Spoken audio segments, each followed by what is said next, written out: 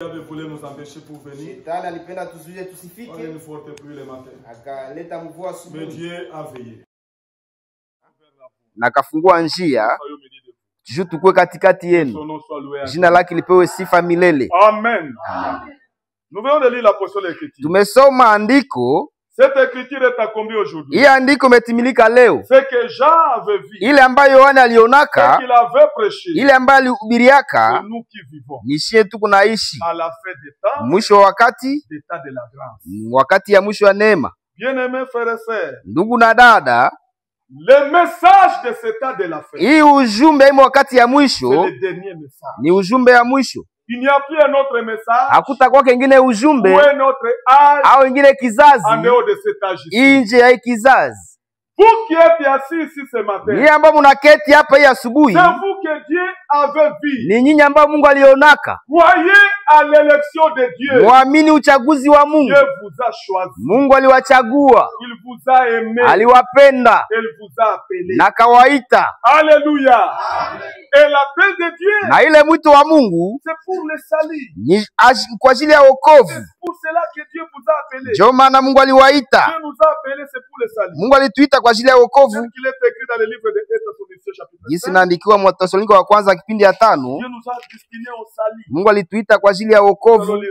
Tutasoma pale. Thessaloniciens chapitre 5. Wathesalonike wa kwanza kipindi ya 5 inasema hivi. Au verset mstari wake wa 8. Mais nous qui sommes du jour. Lakini sisi tulio wa mchana soyons sobres. Tuwe na kiasi. Comme nous vivons à la dernière heure. Gisi tunaishi mwakati ya mwisho. Et à revêtir la cuirasse de la foi. Tukivaa kwa kifua imani. Devons revêtir la cuirasse de la foi. Tunapasha vaa kwa kifua imani. Et la foi vient de ce qu'on attend. Na imani nakuja kwa yale ambayo unasikia. Ile ambayo tunasikia inatoka kwa neno ya Mungu. Ne croyez jamais quelque chose qui n'est pas. Usiamini chochote yakiandikwa ndani ya Biblia. Croyez le site du Seigneur. Amini hivi asema Bwana. Croyez l'écriture. Amini andiko. L'écriture c'est Dieu lui-même. Andiko ni Mungu mwenyewe. Alors la Bible nous appelle. Biblia inatuita. Nous qui sommes du jour. Si ambao ni wa mchana. Devons être sobres. Tunakuwa pasha kuwa na kiasi ama waadilifu. Wakifua tuvae imani. Na mnajua ya kama tu jeshi ya Mungu tuko napigana zidi ya ile pepo mchafu. Na ile masilaha Mungu alitupatia tunapasha vaa ile imani. Imani kwa hivyo asema Bwana inatufanya tuwe washindi. Wakati yote unaacha neno unaingia mkambi ya shetani. Lakini ukibakia muneno uko mkambi ya Mungu. Na uko chini ya ukingo wa kiungu. Kwa sababu unaamini neno ya Mungu. Mungu anafungamana na neno yake. Na wakati unaamini neno yake Mungu anakinga, analazimisha kuchunga. Gisi na kesha kuneno yake atakesha juu yako. Tunapasha vaa imani na mapendo na kofia yetu iwe tumaini la wokovu. Tunapasha kuwa na tumaini la wokovu kwa ile mtu ambaye Bwana alituita. Hii inanikumbusha andiko ya Waefeso. Tutasoma pale mbele tuendeleshe. Waefeso kipindi ya 6. Là on parle aussi de revêtement. Pale wanasema tena kutuvikwe. Waefeso 6. Comme nous vivons la dernière heure. Gisi tunaishi mwakati za mwisho. Mstari wa 10 natuambia hivi.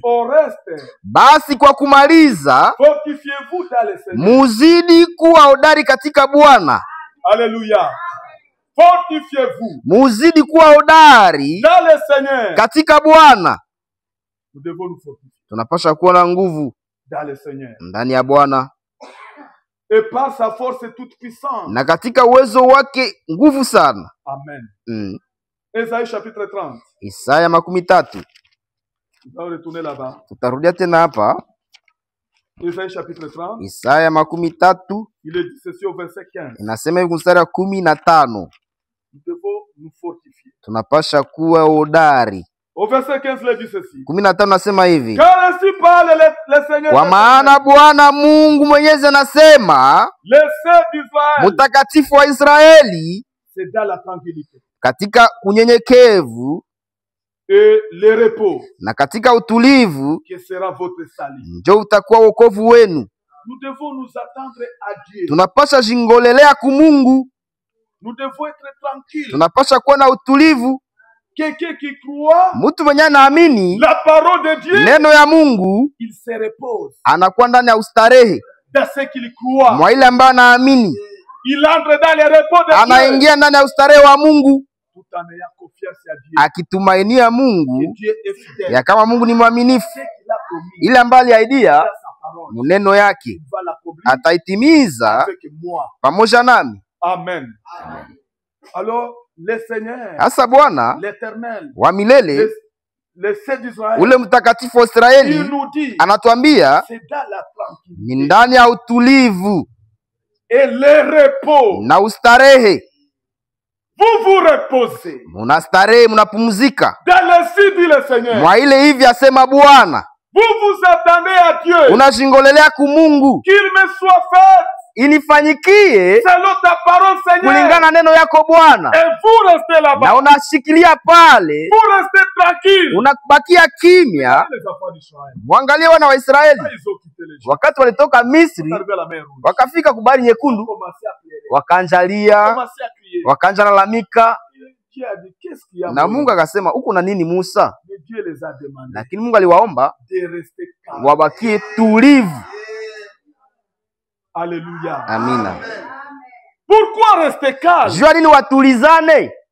Celui qui vous a appelé, Ule ambaye aliwaita, lui est fidèle. yeye ni mwaminifu. L'œuvre qu'il a commencé à toi, Ile kazi ambayo alianja pamoja na weye, il va lui-même l'achever. yeye mwenyewe ataimaliza. Ce que Dieu te demande, Yenye Mungu anakuomba c'est d'avoir la foi ukuwe na imani, à sa parole. ukuwe na imani kuneno Et yake. quand vous avez la foi Na à sa wakati parole, uko na imani kuneno yake, l'esprit de vérité roho ya kweli accompagne la parole de la vérité. inashindikizaka neno la kweli, Alléluia. Et l'esprit de vérité na roho ya kweli va agir. itatenda. C'est pour cela Ndio maana le Seigneur avait dit, Bwana alisema si l'homme n'est pas né d'eau kama mtu azaliwe kwa et maji d'esprit, na roho, il y a des choses. kuko vitu Il mbili, y a l'eau, kuko il y a maji la parole, na kwa et il neno y a l'esprit na qui roho accompagne la parole de la inashindikiza vérité. neno la kweli.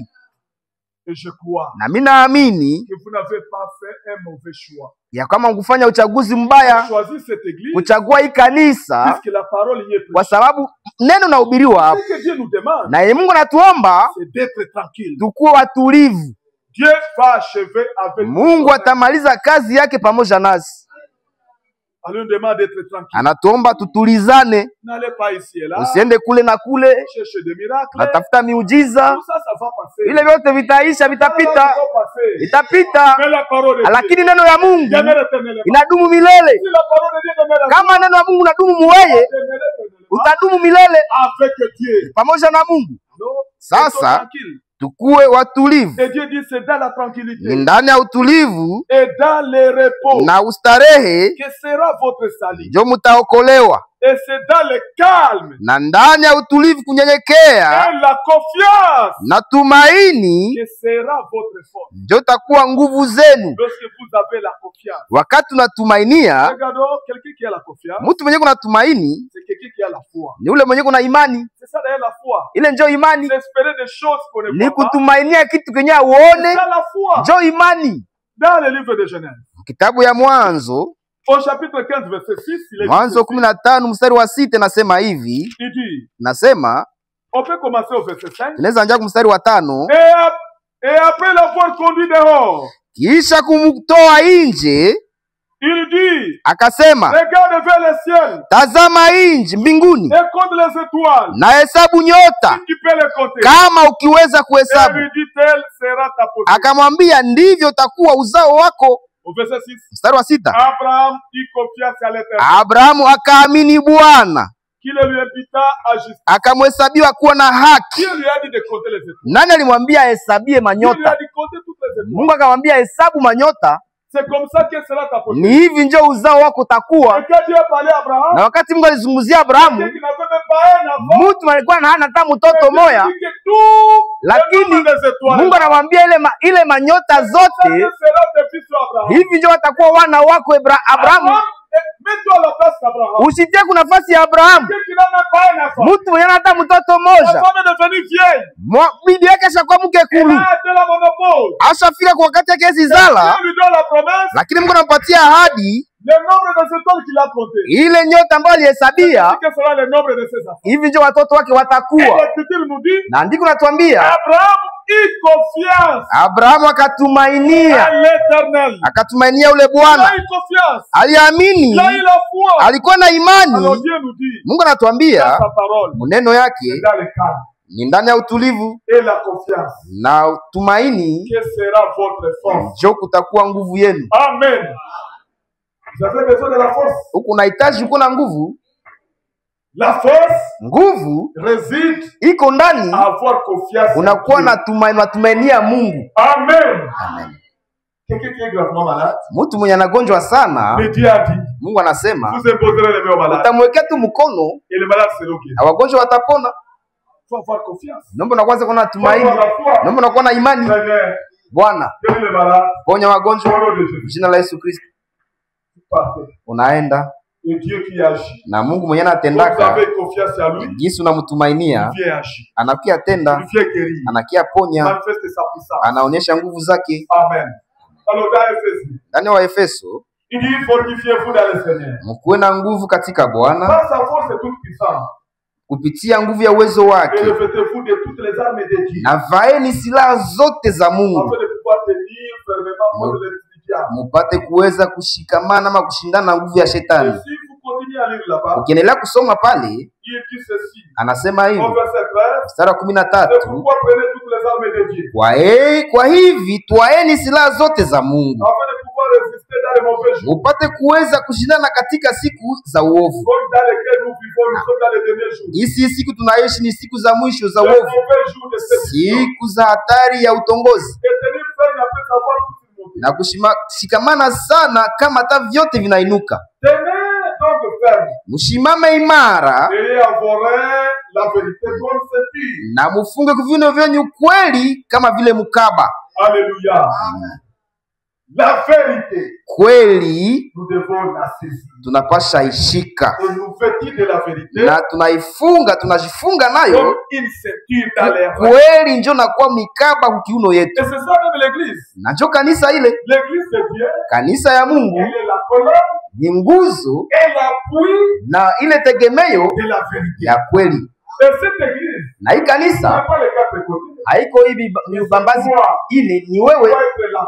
Wewe ndio unapaswa kuwa nguzo na ile tegemeyo ya kweli. Amen. Et la Bible continue à dire, Biblia inasema au verset 16, prenez aussi au-dessus de tout cela les boucliers de la foi. Zaidi ya yote mutavaa ngambo ya imani. Au verset 17, on dit, prenez aussi le casque du salut. Hivi mpokee kofia ya wokovu Et l'épée de l'esprit, na upanga wa Roho, qui est la parole de Dieu. hilo neno la Mungu. Voilà un soldat complet. Ona askari mwenye anaenea wa Bwana. Alors ici, dans Thessaloniciens, là où nous Hasa hapa mwa Thessalonika kwetu tumekuwa, on nous dit, anatuambia nous qui sommes du jour, si ambao ni wa mchana, soyons sobres. tukuwe na uadilifu Et à revêtir la cuirasse de la foi na tuvae imani et l'amour. na mapendo, Et là pour casque l'espérance du salut. na tukiwa na kofia ya tumaini, Car Dieu ne nous a pas destinés à la colère, kwa sababu Mungu hakutuita kwa kasirani, mais lakini à la possession du salut kusudi turiti wokovu par notre Seigneur Jésus-Christ. kupitia Bwana wetu Yesu Kristo. Amen. Amina. Dieu ne nous a pas destinés à la colère, Mungu hakutuita kwa kasirani, mais lakini à la possession du salut kusudi tupokee wokovu par notre Seigneur Jésus. kupitia Bwana wetu Yesu Kristo. Alléluia. Voilà, Ona c'est dont Dieu nous a destinés. ile ambayo Mungu alitutayarishia, Il nous a destinés à posséder le salut alitayarisha tupokee wokovu par notre Seigneur Jésus-Christ. kupitia Bwana wetu Yesu Kristo, Et nous sommes vraiment heureux. na tuko wenye heri. Dieu vraiment nous a choisi. Mungu alituchagua. Il vous a choisi. Aliwachagua. Comme il peut encore le dire dans le livre de 2 Thessaloniciens. Bisa naweza isema tena mwa Thessalonika wa pili. Nous disons là-bas aussi. Tunasoma tena pale. 2 Thessaloniciens chapitre 2. Wa Thessalonika wa pili kipindi ya pili. Il dit ceci au verset 13. Mstari wa 13. Il dit pour nous frères bien-aimés du Seigneur. Lakini imetupasa sisi wa ndugu katika Bwana. Shukuru Mungu siku zote kwa ajili yenu. Kwa maana Mungu aliwachagua tangu mwanzo mupate wokovu katika utakaso wa roho na imani kuamini. Kuamini kweli. Unjo mchaguliwa. Anachaguliwa. Mungu alituchagua. Haikule siku ambayo uliamini ndio ile siku Mungu alituchagua. Hapana. Ndani ya Waefeso.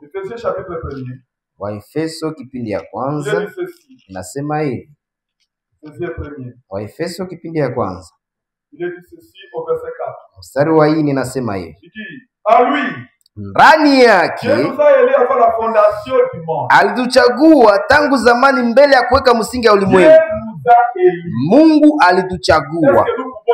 Je, tunasema amina?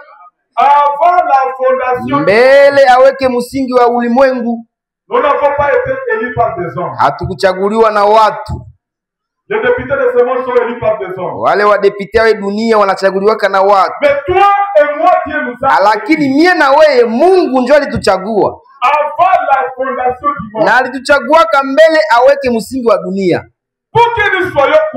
Kusudi tukue nini? Au tukue namna gani? Ili tuwe watakatifu na pasipo kilema mbele yake.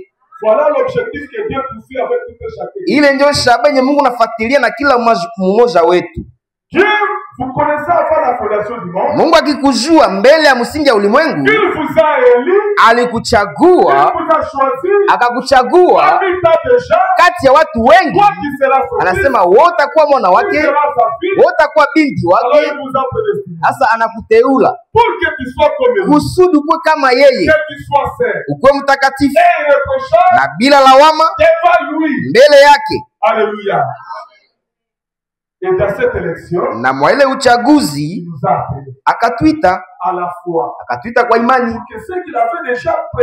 Kusudi ile ambayo alikuwa anatayarisha kimbele, ile ambayo alikuwa anatayarisha kimbele, ufikie kwa mtakatifu bila lawama, ufikie hii shaba pamoja nawe na pamoja nami. Amen. Au verset 5, il nous a prédestinés. Kwa kuwa alituchagua dans son amour, ndani ya mapendo yake, tuwe wana wake. Wana wake kuwekwa wana kupitia Yesu Kristo, sawa sawa ulivyompendeza mapenzi yake, juu tufikie kutangaza utukufu wake na neema yake ambayo alitupa sisi katika huyu mpendwa. Amen. Wakati unasema kutupendelea, katikati ya watu wengi, Mungu anakupendelea wewe. Nikisi mtoto wako kwa masomo angelishindwa, mwalimu mmoja tu anamupendelea amuhamishe mu masomo aweze masomo. Na yena usu wokovu, Mungu akatupendelea. Kama ulijuaka tangu zamani, hakuna hata mchaguliwa moyo wa Mungu atapoteaka. Mungu atafanya juu chini. Mungu anafanya juu chini ufikie kukamilika. Kusudi usikuwe tena kilema au lawama. Haleluya. Atatuma neno lake, atatuma watumishi wake kusudi wahubiri, na ile nafsi ya mwisho yenye yaelewa ielewe. Utasema Jua nini huyu mgeni alikuya? Iko na ubiri vitu vidogo. Hapana. Kama alitumiwa na Mungu, ni juu ile nafsi ile kondoo. Mungu alitupendelea. Na ile neema Mungu aliwekea haiko watu wote. Na wakati unasema neema, neema ni nini? Ni ile msaada kiungu. Kwenye mtu ameshindwa, Mungu anakia msaidia. Ndio neema. Kwenye umeshindwa, Mungu anakia kusaidia. Na ninaomba, ninahitaji ile neema. Ninahitaji ile msaada. Kila mmoja anahitaji msaada wa Mungu. Kwa sababu msaada wa mwanadamu inashindwa kanibure. Sasa mpendwa, Mungu alituchagua mbele aweke msingi wa ulimwengu. Alituteula. Amen. Amina. Nous sommes dans la dernière ère. Tuko nyakati za mwisho. Alors on nous dit, c'est la dernière ère. Ni wakati wa mwisho. Comme vous avez appris. Gisi mlivyofunzwa. Avant qu'on aille là-bas, prenons Jean chapitre 15. Mbele tufikie pale twende mu Yohane 15. Tukuthibitisha ile ambayo tumesema. Il est dit ceci au verset 16. Yohane 15 mstari wa 16. Ce n'est pas vous qui m'avez choisi. Hamkunichagua mimi. C'est moi qui vous ai choisi. Lakini mie ndio niliwachagua. Amen. Et je vous ai établi. Nami niliwaweka. Dieu vous choisit. Mungu anakuchagua. Il vous établit. Anakuweka. Afin que vous alliez. Ili muende. Et que vous portiez du fruit. Na muzae matunda. Et que votre fruit demeure. Na matunda yenyu yapate kukaa. Amen. Dieu nous choisit. Mungu anatuchagua. Et il nous établit. Na natuweka. Pour que nous puissions faire quoi? Porter du fruit. Kusudi tuzae matunda. Et que notre fruit puisse demeurer. Na ile matunda yetu yadumu. Et ces fruits-là. Ile matunda. C'est le fruit du Saint-Esprit. Ni matunda ya Roho Mtakatifu. Amen.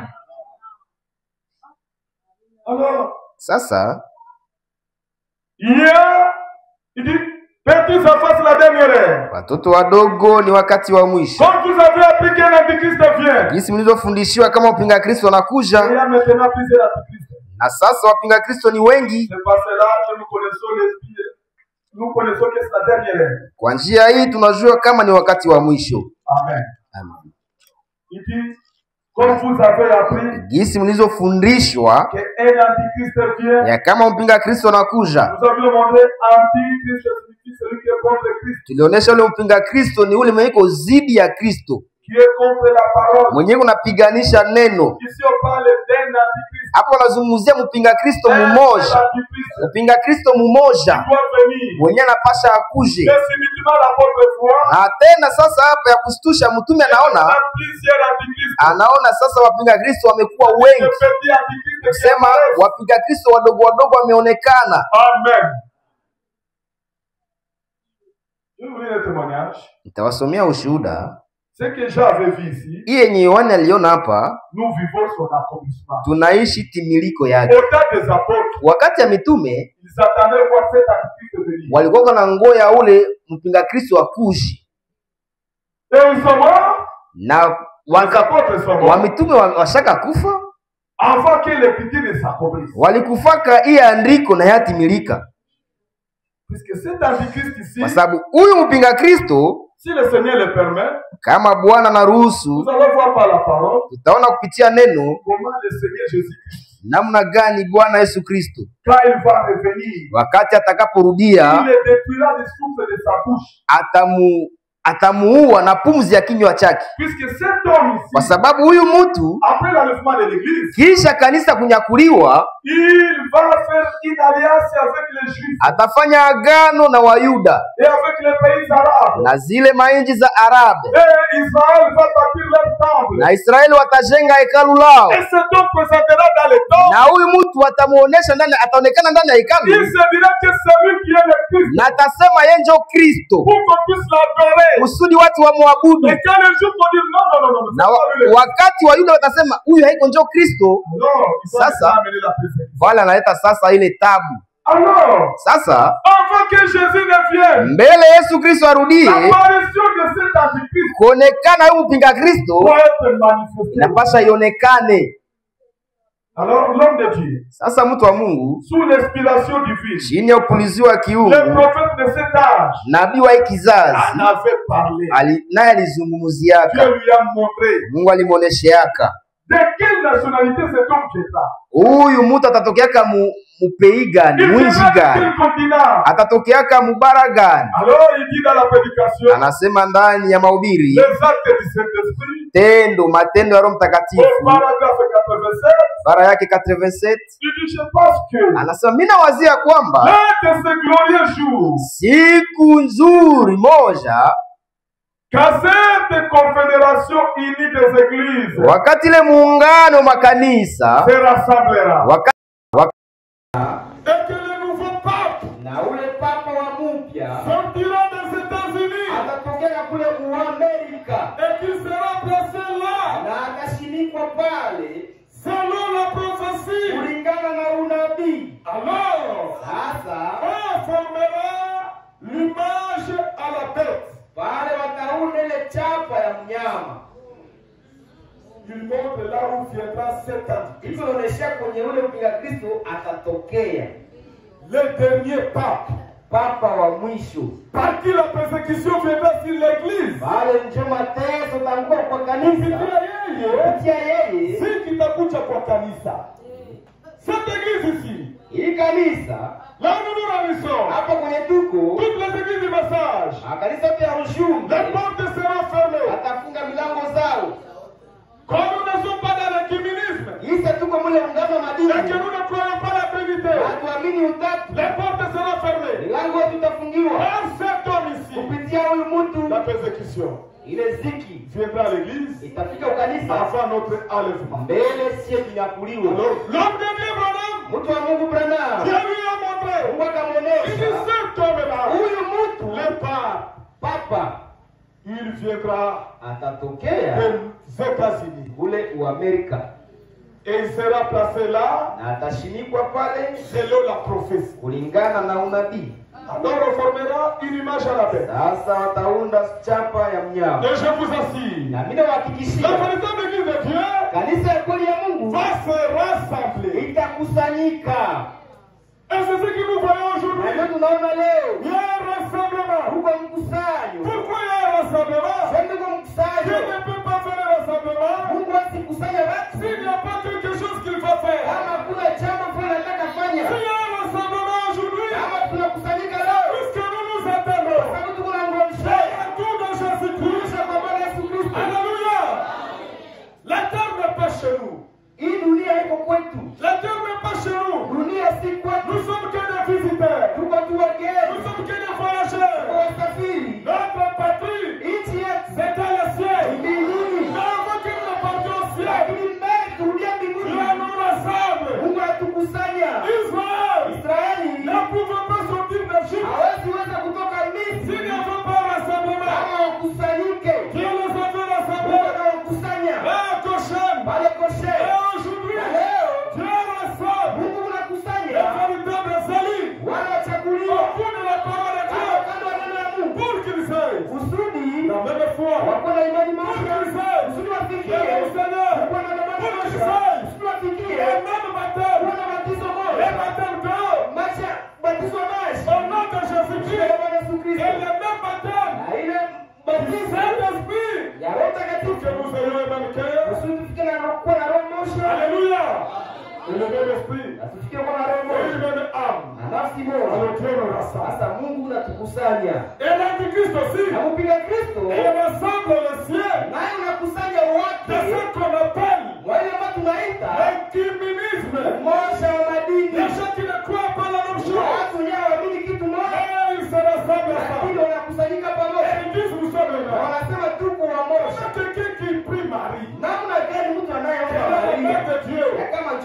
wake Mungu. Vous allez être ensemble avec lui. Utakusanyika naye namna gani? Quand il baptise la Bokouta, Wewe unabatizaga maji et mengi. lui asperge de l'eau sur la Wewe tête. unamwagaka watu maji Et vous dites, nous sommes les mêmes. unasema tuko wamoja. C'est ce que l'Antichrist fait. Ile ndio mpinga Kristo Il kunafanya. rassemble les cieux Anakusanya walio wake, afin qu'il sera brûlé.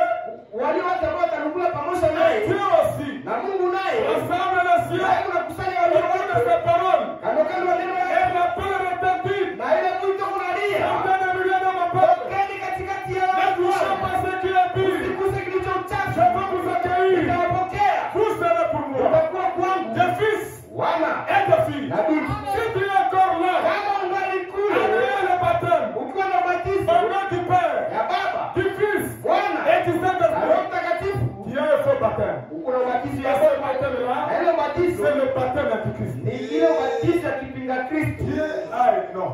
Mungu iko na jina Et le Fils de Dieu a un nom. na mwana wa Mungu iko na jina. Dans le livre des Proverbes, chapitre 30, Tukamate Mithali 13. par la grâce de Dieu, Kwa neema ya Mungu, Dieu nous a visités. Mungu Il alitutembelea nous a envoyé un prophète. na akatutumia Dans Proverbe 30, il a dit ceci. Mithali 13 na Au sema hivi. verset 4, il a dit ceci. Mstari wa 4 Qui inasema est hivi. monté au ciel Nani aliyepanda mbinguni et qui en est descendu? na nani aliyeshuka chini? Alléluia. Qui est monté au ciel Nani aliyepanda et mbinguni qui en est descendu? na nani aliyeshuka Qui chini? a recueilli le vent dans ses mains? Ni nani aliyekusanya upepo ndani ya mikono Qui yake? a serré les eaux dans son Ni vêtement? nani aliyefunga maji ndani ya vazi lake? Qui a fait paraître les extrémités de la terre? Aliyesimamisha miisho yote ya nchi? Ça, ce sont des questions qui sont posées. Hii ni maulizo ziko na Et uliziwa. vous, véritable croyant, Na mwamini wote wa kweli devez avoir la réponse anapaswa pata à jibu travers la parole de Dieu. kupitia neno ya Mungu. Celui qui a fait paraître les extrémités de la terre, Mwenyewe aliunganisha miisho yote ya nchi. c'est Dieu lui-même. Ni Mungu yeye mwenyewe.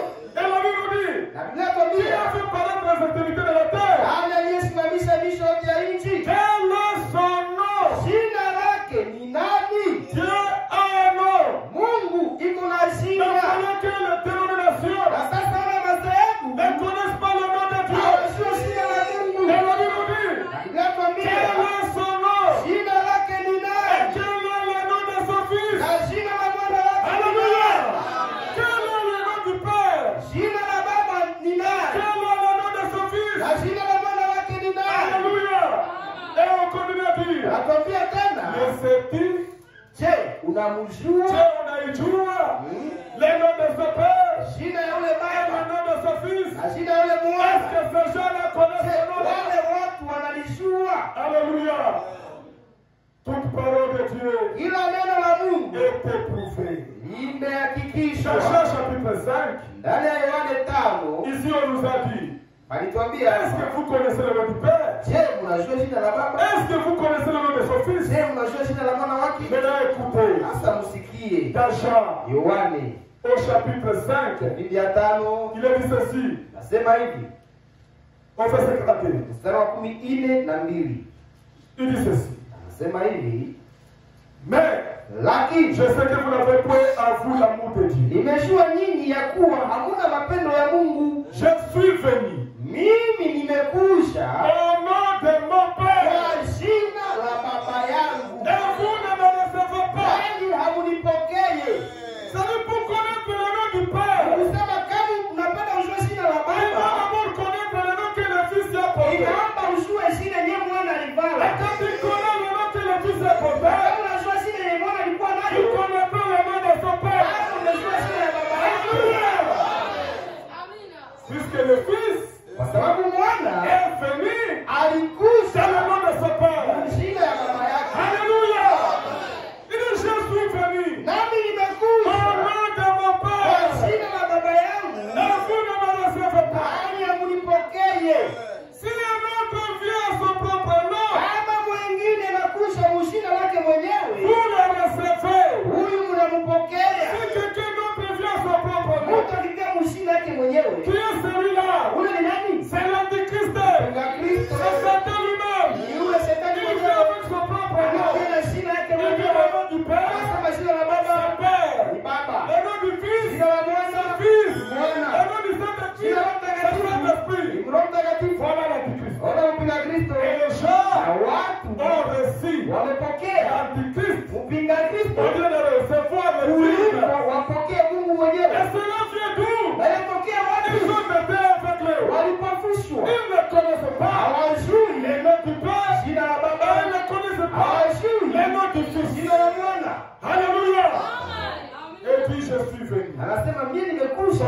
mon père? Jina ya baba yangu. Quel est le nom du père? Jina ya baba njo nini? Le nom du père. Jina ya baba. Dans Jean chapitre 17. Yohane 17. Il dit ceci. Inasema hivi. Au verset 6. Je fais connaître ton nom. Nimejulisha jina lako. Aux hommes que tu m'as donné. Nimenijulisha kwa wale watu ambao ulinipa katikati ya dunia. Vous voyez même l'élection. Unaona uchaguzi?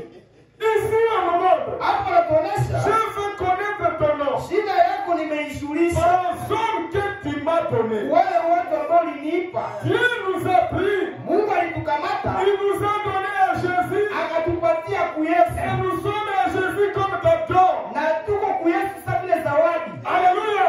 Que Dieu lui a donné. Ambayo Mungu alimpatia. Et nous sommes précieux devant Dieu. Na tuko wadamani mbele ya Mungu. Regardez l'amour. Tazama mapendo. Dieu a avec toi. Ambayo Mungu anakupenda naye. Qui parmi nous ici? Nani katikati yetu hapa peut prendre son propre fils. Anaweza kamata mtoto yake. Et mourir pour un autre. Na anakufia Qui peut le faire? Nani anaweza ifanya? Regardez l'amour que Dieu a avec toi. Ona mapendo Mungu kunayo kweli. Romains chapitre 8. Warumi 8. Il dit ceci. Inasema hivi. Romains chapitre 8. Warumi 8 au verset 31. Mstari wa 13. Au verset 31. Qui dirons-nous donc à l'égard de ces choses? Tutasema nini maneno haya? Si Dieu est pour nous, kama Mungu ni kwa upande wetu, qui sera contre nous? Nani aliye juu yetu? Alléluia. Cette écriture est la nôtre. Hii andiko ni yetu. Sauf ça c'est le quoi? Tunahitajika kuiamini. Dieu est pour nous. Mungu akiwa kwa upande wetu, qui sera contre nous? Nani atakuwa zidi yetu? Lui qui n'a pas épargné son propre fils. Asiachilie mwana wake. Mais qu'il l'a livré pour nous tous. Alimutoa kwa ajili yetu sisi. Il a livré son propre fils pour nous tous. Mungu anatoa mwana wake kwa ajili yetu. Il y a une grande fête. Ni kusema Mungu wa bei. Mungu wa thamani. Tu es précieux devant Dieu. Mungu wa thamani mbele ya Mungu. Nous sommes précieux devant Dieu. Mungu wa thamani mbele ya Mungu. Son propre fils. Mungu anakamata mwana wake. Je le livre. Anasema mimi namtolea kwa ajili yako, kwa ajili yangu, tu puisses mourir, akufe, que tu sois racheté, kusudi ukombolewe, que tu sois ramené à Dieu, na urudie kwa Mungu.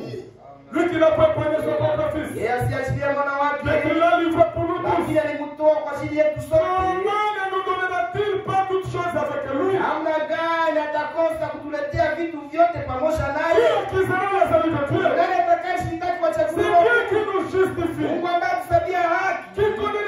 Qui condamnera la salut de Dieu? Nani atakayehukumu watu wa Mungu? Christ est mort. Kristo alikufa. Dieu puisse le ressusciter. Hiyo zaidi amefufuka. Et à la droite de Dieu. Hiyo kumkono kumu wa Mungu. Il intercède pour nous. Tena ndiye anakuombea. Alors, c'est l'accusation. Hata ile kuchongea yako. N'a pas de place. Haina nafasi. Alléluia. Celui qui a dit c'est le diable. Wewe chongea yake ndio shetani. Jésus. Yes.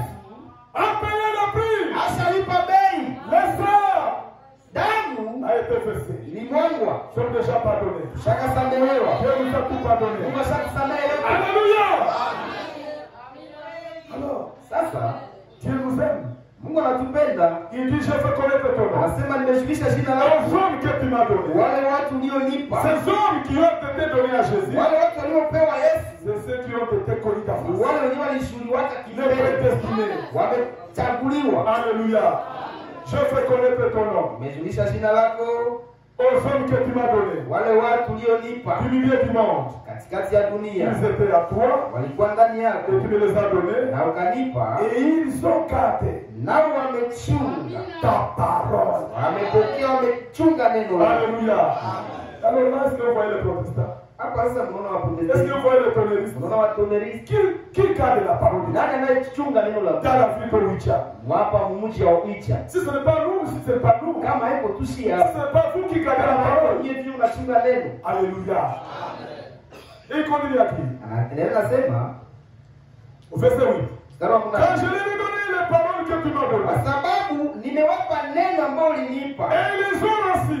Nao walipokea. Ils ont vraiment connu que je suis sorti de toi. Wakajua kweli kama ninatoka kwako. Et qu'ils ont cru que tu m'as envoyé. Wakaamini ya kama wewe ndio ulituma. Au verset 11. Je ne suis plus dans la mort. Na wote niliwatoa katika ulimwengu. Je ne suis plus dans la mort. Siko tena ndani ya ulimwengu. Ils sont dans la mort. Wao ndani ya ulimwengu. Je veux à toi. Na mimi nakuja kwako. Place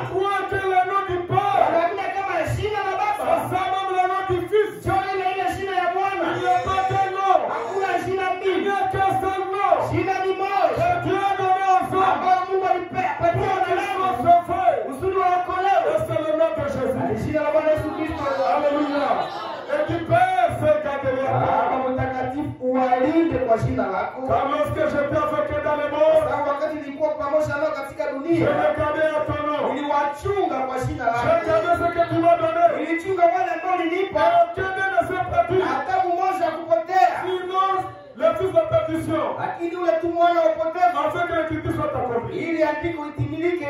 Au verset 14. Sababu kuna Je hiyo, leur ai donné ta parole. nimewapa neno Et le lako monde les a haïs. na dunia Parce imewachukia, qu'ils ne sont pas du kwa monde. sababu wao si wa Comme moi, dunia je ne suis pas du monde. kama mimi si wa dunia.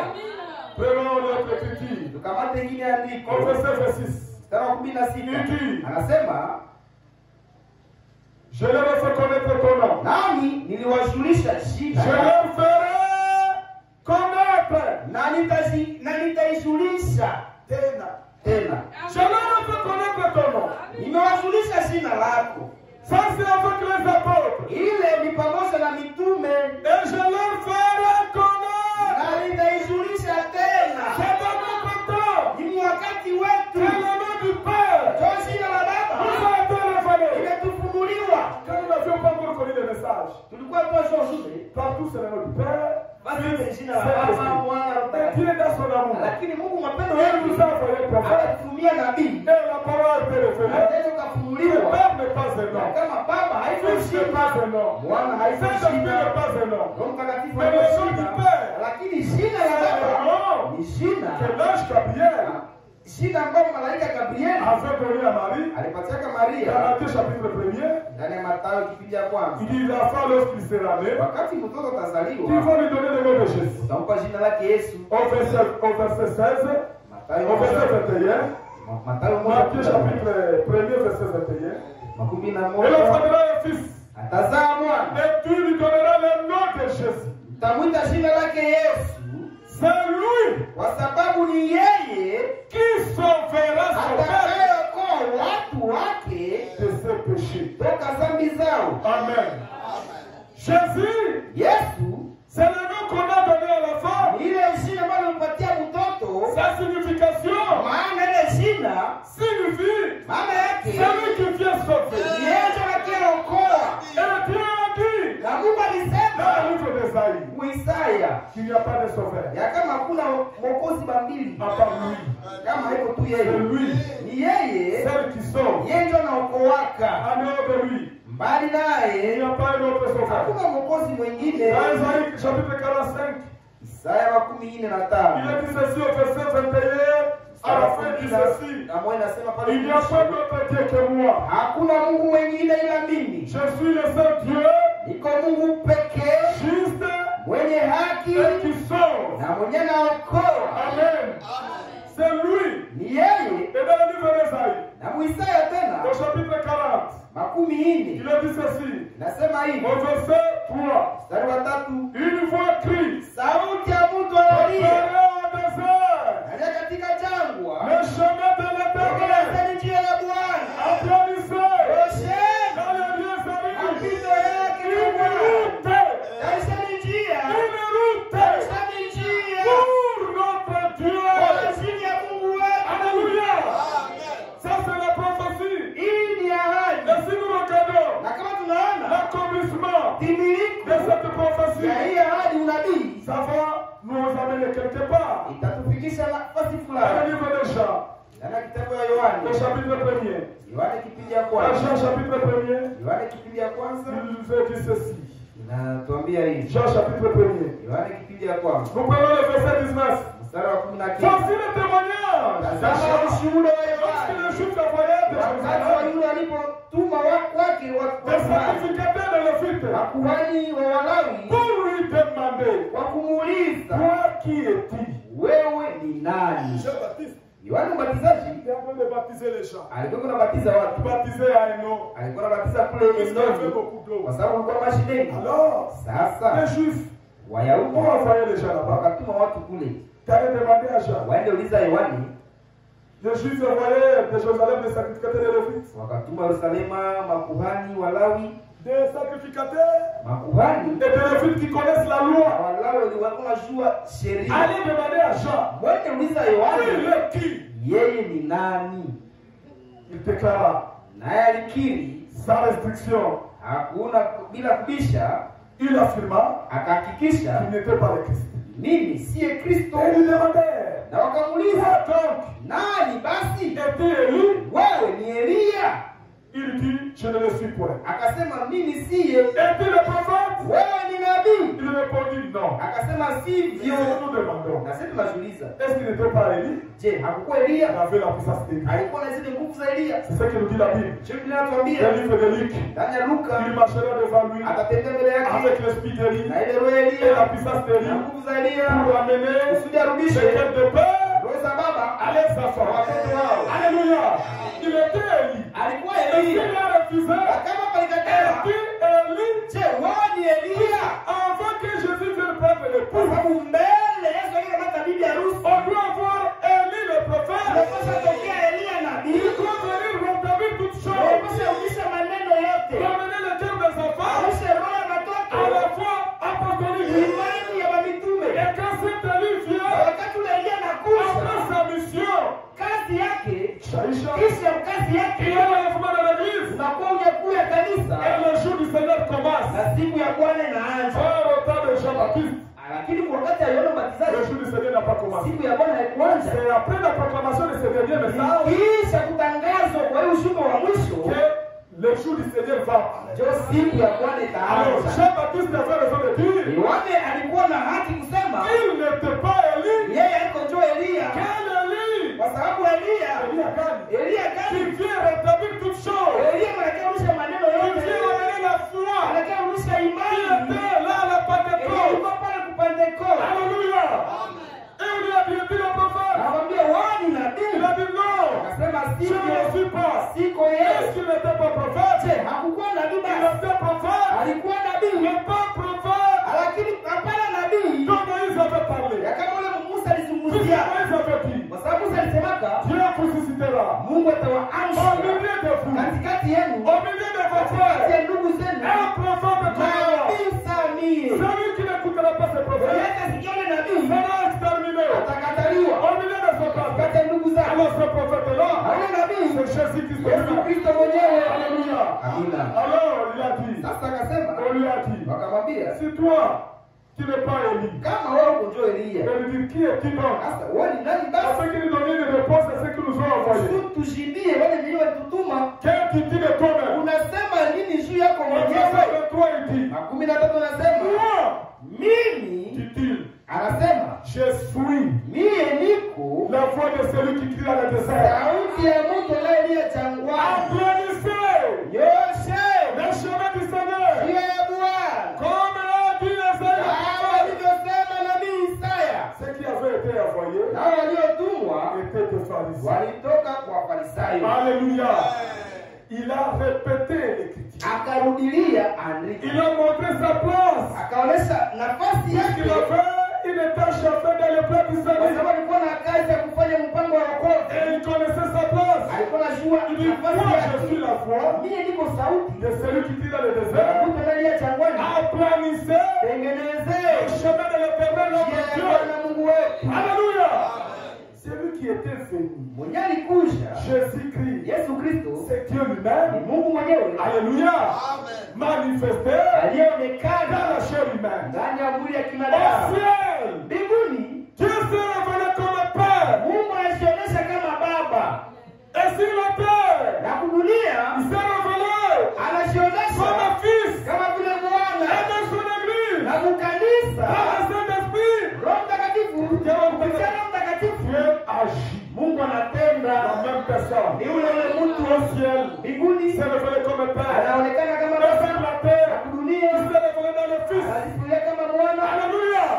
Et par le Saint-Esprit, Kupitia Roho Mtakatifu il agit dans son église. tunatenda kwa kanisa C'est la lake. même personne. Ule mtu Et quand il est venu, wakati là, alipokuja, j'ai dit, malaika on akasema va lui donner le nom de Jésus. umupe jina yake Yesu. Alléluia.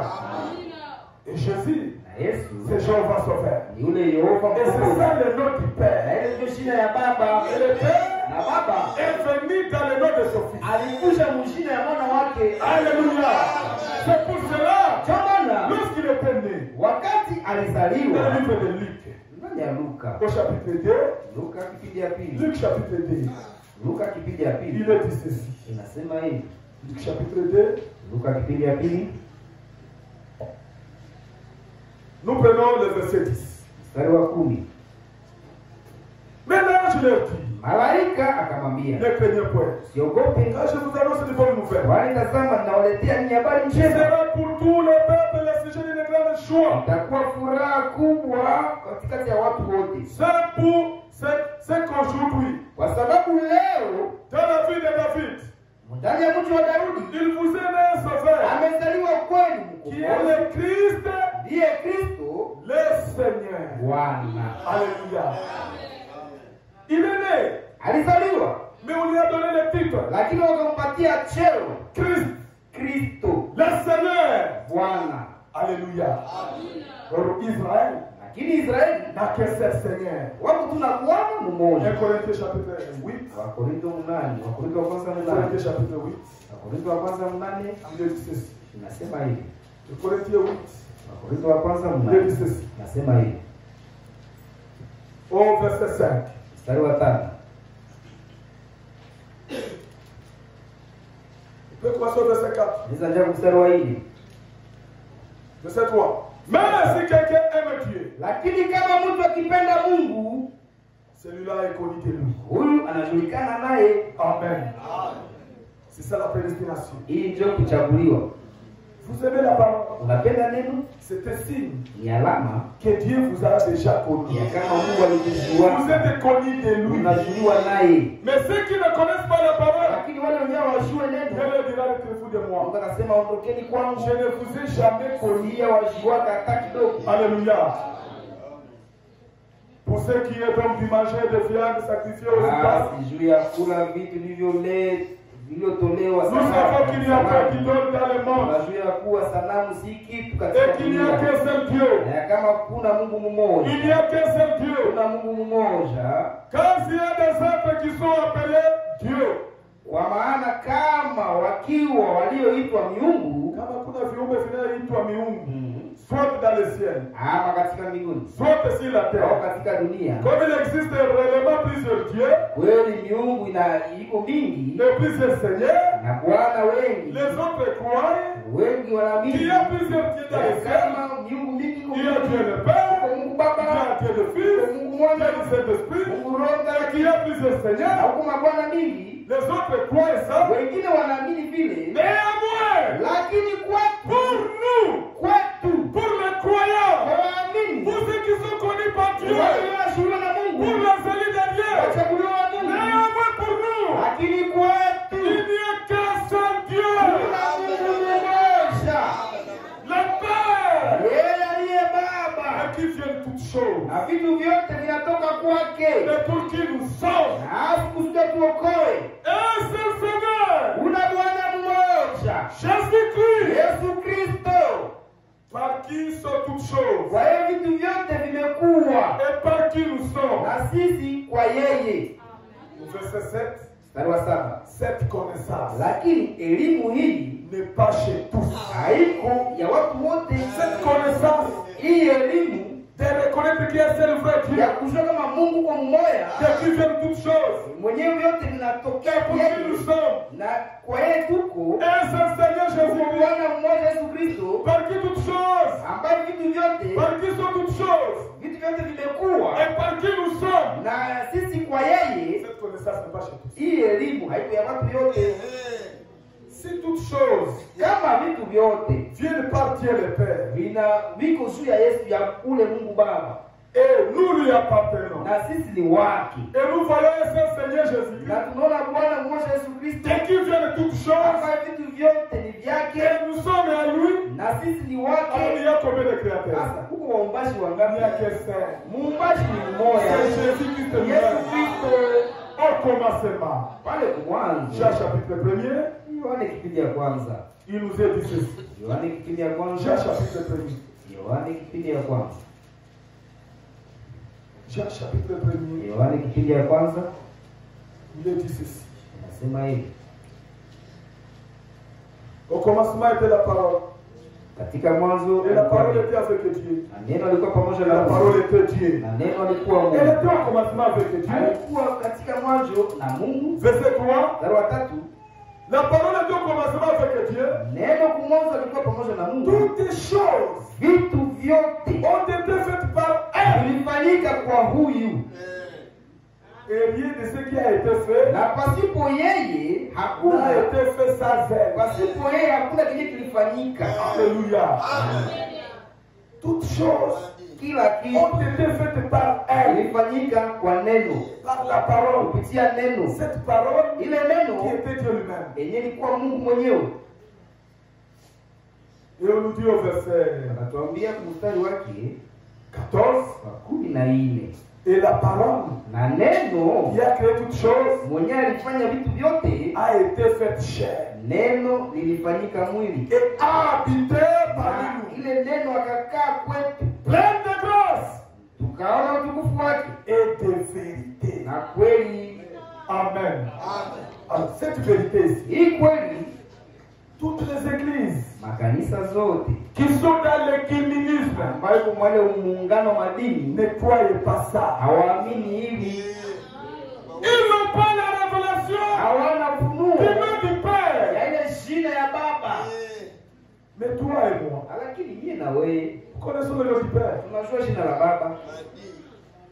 Le nom du Père, jina la Baba. C'est le même nom du Fils. Apocalypse chapitre 3. Lisons vite pour gagner le temps. Il dit ceci. Apocalypse chapitre 3, le verset 8. C'est écrit à l'âge de l'église de Philadelphie. Il dit, je connais tes œuvres. Voici parce que tu as peu de puissance. Et que tu as gardé ma parole. Et que tu n'as pas renié mon nom. Je mis devant toi une porte ouverte. Que personne ne peut fermer. Amen. Il y a des choses.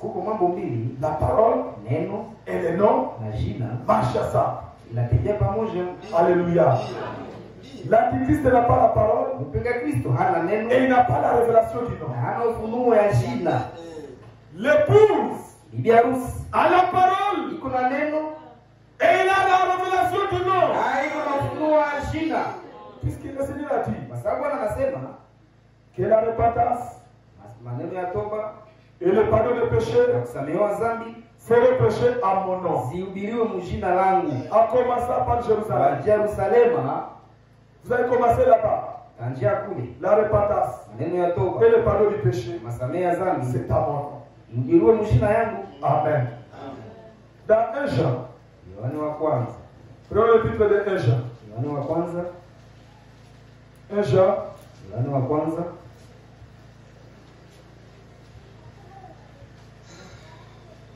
1 Jean chapitre. Excusez, je cherche l'écriture. Dans l'épître de 1 Jean. Chapitre 5. Il est dit ceci. Au verset 11. 1 Jean 5, verset 11. Il dit voici ce témoignage. C'est que Dieu nous a donné la vie éternelle. Et que cette vie est dans son Fils. La vie éternelle n'est pas dans le Père. Le Père, en tant qu'esprit, ne peut pas sauver. L'esprit ne peut pas mourir. Elle avait fallu que Dieu soit manifesté dans la chair. Pour venir faire quoi? Pour détruire. C'est lui qui avait l'autorité, qui avait l'autorité de la mort. Alléluia. Alors, les témoignages de Dieu, les témoignages que Dieu nous a donnés, c'est qu'il nous a donné la vie éternelle. Et il dit, cette vie éternelle n'est pas à moi en tant que Dieu le Père. Mais la vie éternelle est dans son Fils. Celui qui a la vie, celui qui a le Fils, a la vie. Celui qui n'a pas le Fils, n'a pas la vie. Alléluia.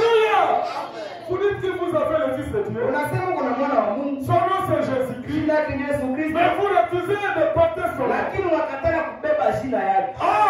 Japokuwa quand nous faisons baptiser, wakati tunashachilia kubatiza, nous devons porter le nom de celui qui nous a sauvé. Beba jina ule mkombozi. Celui qui est mort pour nous. Mwenye kukufia. C'est son nom que nous devons porter. Jina yake ni tunapaswa beba. Le livre de Galates. Ndani wa Galatia.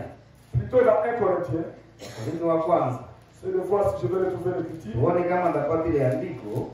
1 Corinthiens chapitre 1er. Wakorintho wa kwanza kipindi ya kwanza. Il est dit ce soir verset 12.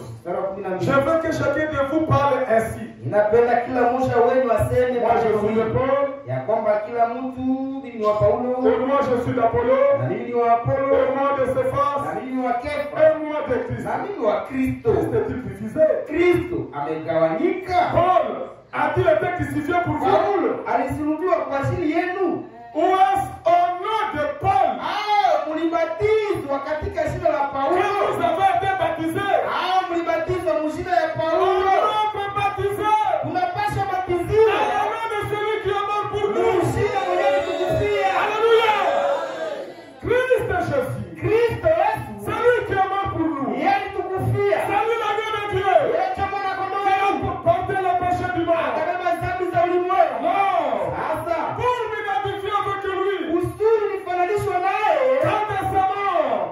Kuhusu kifo yake. Je dois accepter. Ninapaswa kubali. Mourir avec lui. Nikufe pamoja Dans naye. les eaux de baptême. Ndani ya maji ya ubatizo. Et que son nom. Na jina lake. Soit invoqué sur moi. Liitwe juu yangu. Je veux invoquer son nom. Ninapaswa ita jina lake. Seigneur Jésus-Christ. Bwana Yesu Kristo. Sauve-moi. Niokoe. Et il va me répondre. Naye atanijibu. Je te sauve. Nakuokoa.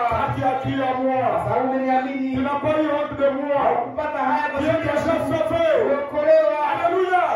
Car il a dit. Sababu nasemeka. Quiconque invoquera Yeyote le atakayeitia nom du Seigneur. jina la Il Bwana sera sauvé. ataokolewa. Et le nom du Seigneur. Na jina la Bwana Jésus-Christ. Yesu Kristo. C'est le nom. Inajua Il jina. a décidé tout le Inajua majina yote. C'est le nom. Inajua Qui jina. délivre. Inakomboa. C'est le nom. Inajua Qui jina. sauve le pays. Inaokoa mpotevu. C'est le nom. Inajua Qui jina. fait tomber la fête. Inatupelekesha C'est kuzimu. le nom. Inajua Qui jina. chasse les démons. Inafukuza mapepo. C'est le nom. Inajua jina. Qui bénit les gens. Inafungua watu. Alléluia. Vous voulez être béni. Napenda ubarikiwe. C'est dans le nom de Dieu d'Israël. Jina la Mungu wa Israeli. Le Dieu de vérité. Mungu wa kweli. Que vous serez bénis. Je mtabarikiwa. Mais le nom du Père. Lakini jina la Baba. Fils. Mwana. Saint-Esprit. Roho Mtakatifu. Ça vient de l'Antichrist. Inatokea mpinga Kristo. Alléluia. Et beaucoup sont séduits Na wengi wametoka par cet Antichrist-là. kupitia mpinga Kristo. Il est venu avec son propre nom. Alikuja na jina lake Et mwenyewe. les gens, parce que c'est ça le nom du Na Père, watu wanasema jina ya Baba. on ne répète le nom du Père, Sema jina ya Baba. Mwana. Saint-Esprit. Roho Mtakatifu. mais l'épouse Lakini bibi ya de Jésus-Christ wa Bwana Yesu ne Kristo sera jamais séduite. hata tongozwa. Pourquoi ne sera pas séduite? Swali hata danganywa. Ils ont été connus d'avance. Walishuhudia tangu zamani. Nous étions dans la pensée de Dieu. Uwazo wa Mungu. Dieu nous avait connus. Mungu Et alitushuhudia. il avait prédestiné la Na vie. akachagua Condor. mwana kondoo. Avant la fondation du monde. Baada ya kuweka msingi wa Et nous Mungu. aussi nous avons prédestiné. Na alituchagua. Et il a écrit Na akaandika les noms de chacun de nous. jina kila mmoja Dans le livre de vie de l'agneau. kitabu ya uzima Et le livre de vie de l'agneau. na kitabu cha uzima C'est la parole de Dieu. neno la Mungu. Non, non. Jina On zetu va sonner là-bas. zinaandikiwa mule. Nous sommes une partie de la parole de Tuko Dieu. sehemu ya neno ya Mungu. Alors on ne peut pas être séduit. Hatusitongozwe Puisque nous sommes la véritable kwa sababu grâce de Dieu. tuko mbegu halisi ya Mungu. Alléluia. Quand vous voyez une sœur, Wakati unaona dada où est sœur? au ndugu Il part dans le monde. anaenda dunia, C'est pas normal. haiko ya kawaida. Vous avez la parole, vous avez Unaacha anaenda dunia. dans un jardin nous étions. Pale Yohana wa kwanza kulikuwa Pour terminer la passée. Au verset 13 dit ceci. sura 13 Il dit, je nasema vous ai écrit nimewaandikia nini ces choses hii maneno afin que vous sachiez ili mjue que vous avez la vie ya éternelle. kama muko na uzima wa milele, Vous qui croyez ninyi ambao mliamini au nom du Fils de Dieu. mliamini jina la mwana wa Mungu. Est-ce que nous pouvons dire amen? Je tunasema nina Il s'agit de savoir. inahusu kujua, Marcher kutambua, à connaissance unatembea que unajua j'ai la vie éternelle. ya kama niko na uzima wa milele, Car j'ai cru au nom du Fils de Dieu. kwa sababu niliamini ile jina ya mwana wa Mungu. Jean chapitre 20. Yohani 12. Oh, le temps est avancé. Saa zima nasonga mbele. Oh là là, nous terminons. Ya kumaliza. Terminons. Jean chapitre 20. Yohani 20. Il a dit ceci. Inasema hivi. Au verset 31. Mais ces choses ont été écrites. Lakini hizi zimeandikwa afin que vous croyez kusudi mpate kuamini que Jésus ya kwamba Yesu est le Christ. Ni Kristo. C'est Christ. Na Kristo c'est Dieu. Sio Mungu béni éternellement. Anayebarikiwa milele. Le Fils de Dieu. Mwana wa Mungu. Et qu'en croyant. Na kwa kuamini vous ayez la vie. Mupate uzima. À son nom. Kwa jina lake. Alléluia. Lorsque vous croyez. Wakati unaamini. Que Jésus est le Christ. Ya kama Yesu ndio Kristo. Et Jean 5 verset 20. Yohana wa kwanza 5:12. Lorsque vous croyez que Jésus est le Christ. Wakati unaamini kama Yesu ndio Kristo. Le Fils de Dieu. Mwana wa Mungu. Et vous croyez à son nom. Unaamini mjina yake. Vous avez la vie éternelle. Pale unapata uzima wa milele. Nous savons aussi. Basi tunajua kama mwana wa Mungu ameshakuja. Et que nous a donné. Ametupa sisi. L'intelligence. Akili. Pour connaître. Ili tumjue. Le véritable. Aliye wa kweli. Et nous sommes. Nasi. Dans le véritable. Tuko ndani yake aliye wa kweli. Ndani ya mwana wake. Jésus-Christ. Yesu Kristo. C'est lui. Huyu ndiye. Qui est le Dieu véritable. Mungu wa kweli. Et la vie éternelle. Na uzima wa milele. Petits enfants. Watoto wadogo. Gardez-vous des idoles. Mjilinde nafsi zenu kwa C'est sababu ce fils-là. Ni ule mwana. Qui est le véritable Dieu. Ndio ule Mungu wa kweli. Et la vie éternelle. Na uzima wa milele. En dehors de ça, bali na pale ces idoles-là. Ni kuabudu sanamu. Alors, terminons la passée que nous lisions et nous terminons. Tumalizie le wazo hapo kwa tunasoma. Dans les actes du Saint-Esprit, Matendo ya Roho Mtakatifu tunamalizia pale. Nous allons continuer jeudi, si Dieu le veut. Siku ya hili kama Mungu anapenda. Selon la demande de notre bien-aimé. Kulingana na ombi ya mpendwa wetu. On continuera avec vous la semaine prochaine. Tutaendelea mjuma ya kukuja. Continuez à prier pour nous. Tuendelee tuombe. Alors, il dit ceci. Anasema hivi. Je pense que l'un de ces glorieux jours. Inawazia siku moja ile ya utukufu. Quand cette confédération unie des églises. Wakati ile muungano wa makanisa se rassemblera. Wakati itakusanyika. Et que le nouveau pape sortira des États-Unis. Na ule papa wa mpya atatokea Amerika. Et qui sera placé là. Na atashirikwa pale. Selon la prophétie. Kulingana na unabii. Alors, sasa on formera l'image à la bête. Wataunda ile picha ama chapa ya mnyama. Et je vous assure. Na ninawahakikishia. La véritable église de Dieu. Kanisa ya kweli ya Mungu va se rassembler. Hayo itakusanyika. Les véritables et authentiques enfants. Wale les véritables et authentiques croyants. Wale wana wa kweli waamini. Venus de chez les méthodistes. Wenye walitokea kwa Methodistes. Chez les baptistes. Walitokea kwa Baptistes. Les presbytériens. Walitokea kwa Presbyteria. Pentecôtistes. Les naziréens. Nazirea. Ou de n'importe quoi. Se rassembler. Watakusanyika. C'est nous. Ni sisi. Nous venons de différentes églises. Tunatokea madhehebu mbalimbali. Nous nous rassemblons. Tunakusanyika. Et l'antichrist aussi. Na mpinga Kristo naye. Rassemble les siens. Tunakusanya walio dans les conseils cliniques des églises. Kwa ile muungano wa makanisa. Alléluia. Ils ont un dénominateur commun. Biko na ule mmoja mwenye wawakilisha. Qui est la Trinité. Ambao ni utatu. Et le baptême trinitaire. Ubatizo ya utatu. Et cela vient du diable. Na ile inatoka kwa shetani. Et ce baptême-là. Ile ubatizo. Et cet enseignement-là. Ile fundisho. Porte le sceau. Inabeba chapa alama. De l'antichrist. Ule mpinga Kristo. Qui est le 666. Ambao ni 666. Qu'on appelle la marque de la paix. Wanaita alama ya mnyama. Lorsque vous croyez la Trinité. Wakati unaamini utatu. Et que vous êtes baptisé. Na umebatizwa. Au nom du Père. Jina ya Baba. Du Fils. Mwana. Et du Saint-Esprit. Vous ne voulez pas venir. Haupendi kuja. Auprès de Jésus. Karibu na Yesu. Croyez en lui. Muamini. Portez son nom. Kwa jina yake. Dans les eaux de baptême. Masha batizo. Comme vous avez refusé. Yesu shakatala. Vous n'avez pas l'amour de la vérité. Haupendi, hauna mapendo kukweli. Dieu va vous envoyer. Mungu anakusukumia. Encore une autre puissance de carrément. Kusukumia nguvu ya upotevu. Il y a quoi le mensonge. Uendelee kuamini bongo. Et vous perdez. Na unapotea. Si vous êtes là. Kama uko pale. Aujourd'hui. Leo. Ne quittez pas. Usitoke. Sans être baptisé. Kama uyabatiziwa. Dans les eaux de baptême. Ndani ya maji ya ubatizo. Pour accepter. Kusudi uitike. Votre pardon de péché. Uitike masamaha yako ya Mais dhambi. ça a déjà été versé. Damu shakamwangika. L'église ne sauve pas. Kanisa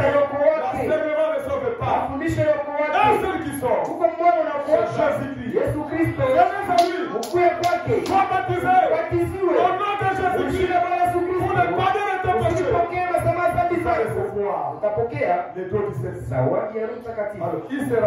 Wanakusanyika, na Mungu anaita walio wake kusudi wakusanyike. Wale waamini wa kweli watakusanyika. Alléluia. Ils seront cimentés par l'amour de Dieu. Na wanakuwa nguvu kupitia neno ya Mungu. Par l'amour de Dieu, kupitia mapendo ya Mungu, nous sommes cimentés. Wanakuwa nguvu sana. Tunakuwa l'église de Dieu vivant. Mungu aliye hai. Comme Jésus-Christ. Ile mwili wa Yesu Kristo. Kupitia mapendo, ça formera le corps du Seigneur Jésus. Itafanya mwili wa Bwana Yesu Kristo. Dieu nous appelle. Mungu anatuita. Et quand le dernier élu, na wakati ule mchaguo wa Kristo, wakati ataitwa, cet évangile, wakati kutana Injili va se terminer. Pale mambo tutakwisha. Nene taisha. Nene taisha. Nene naisha. Sauf que vous allez former le corps du Seigneur Jésus. Wakunafanya mwili wa Bwana Yesu Et Kristo. tous les croyants. Na waamini wote. Tous les croyants. Waamini wote. Dieu les appelle. Mungu atawaita. Nous formons tunafanya le corps de Jésus. Na mwili wa Bwana Yesu Kristo. Et le libre pasteur. Na ile njia. Le libre pasteur. Wenye kufikiria mingi. Wenye kufikiria mingi. Les gens à l'esprit superficiel. Wale wenye wako na roho ya kijuju seront jetés de côté. Watatupwa kando. Et ils iront tout droit dans la confédération des églises. Na wanaenda hapo muungano ya madini. Toutes ces églises là que vous voyez là-bas. Zile makanisa yote mko naona. Ils vont finir là-bas. Watafikia mwisho wa la confédération des églises. Watafikia mwisho wa kuingia muungano wa madini. Seule l'église de Jésus-Christ. Kanisa moja tu ya Yesu Kristo n'entrera pas dans l'équilibre. Haitaingia mumoja. Alléluia. Et c'est pas cet homme ici qui est la persécution. Ziki va entrer. Nous terminons en lisant cette écriture. Et nous croyons à la prochaine occasion, si Dieu nous conduit, on va commencer là. Il dit ceci. Oh, 2 Thessaloniciens chapitre 2. Il est dit ceci au verset 3. Il dit que personne ne vous séduise d'aucune manière. Que personne ne vous séduise. En disant que Jésus est déjà revenu. Non. Il y a d'abord des signes. Que personne ne vous séduise d'aucune manière. Car il faut que l'apostasie soit arrivée.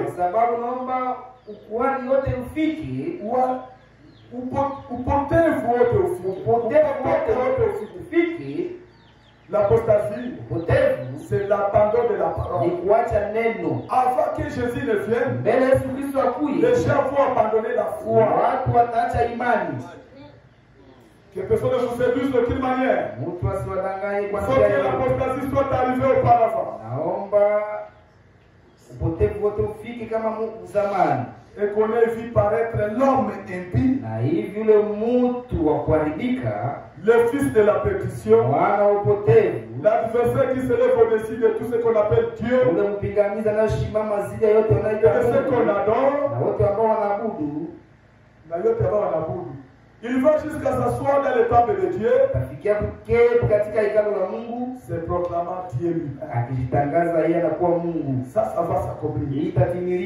Mais ce qui nous intéresse ici, avant que Jésus ne vienne, il y aura l'abandon de la parole. Et il y aura l'apparition de cet homme impie. Alléluia. Et nous venons de l'Église. Il vient des États-Unis. Ce pape-là est là aujourd'hui. Donc l'Écriture nous parle ici. Si nous vous disons tout ça, c'est pour que vous réveillez. Que réellement le retour est tellement proche. C'est nous qui vivons la dernière. Alléluia. Venez quand vous venez toujours le dimanche. Venez écouter la parole. Implorer la grâce de Dieu. ya Mungu. Seigneur, aide-moi. Bwana nisaidie. Que je sois prêt. Nikuwe tayari. Parce que dès moment est Kwa norme. sababu muda ni muda. Dieu peut achever son œuvre. Mungu anaweza maliza kazi. Si Dieu achève son œuvre, Kama Mungu anamaliza kazi yake, et que tu es encore dans cet état de na péché, ungali mwele hali ya il dhambi, restera comme ça. utabakia vile. Si Dieu achève son œuvre, Mungu akimaliza kazi et yake, que tu es dans une vie agréable à Dieu, na huko maisha ambayo yanapendeza Mungu, et que Dieu a déjà fait quelque chose à toi, Mungu ashafanya kitu fulani kwako, il va rester ainsi. utabakia vile. Alléluia. Alors, que le Seigneur nous bénisse. Bwana tubariki. Qu'il bénisse cette portion de l'Écriture. Abariki sehemu ya andiko. Dans nos cœurs ce matin. Ndani ya roho ya asubuhi. Priez pour nous. Mtuombee. Dieu puisse nous fortifier. Mungu atupatie nguvu. Et on croit que le jeudi, Tunaamini ya kama siku ya on ile sera ensemble. tutakuwa pamoja Continuez avec cette écriture. kuendelesha na hii maandiko Si le Seigneur le permet. kama Bwana anaruhusu. Dieu vous bénisse. Mungu awabariki. Dieu bénisse pour vos prières, Abariki kwa maombi yenu, pour vos assistances différentes. kwa ile msaada mbalimbali. Dieu bénisse. Mungu awabariki. Amen.